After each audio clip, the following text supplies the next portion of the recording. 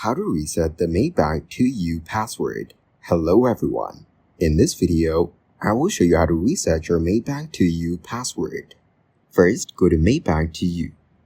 This option is usually found on the login page. You will need to provide your 16-digit ATM or debit card number. After that, input your card's PIN. Then click the Submit button. Your username will be displayed on the next page. Now click on Reset Password and follow the prompts to create a new password.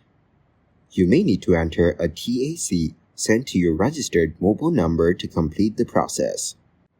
Thank you guys for watching this video. Hope you got some value. Make sure to like the video and subscribe to the channel to get notified of new videos. See you in the next one.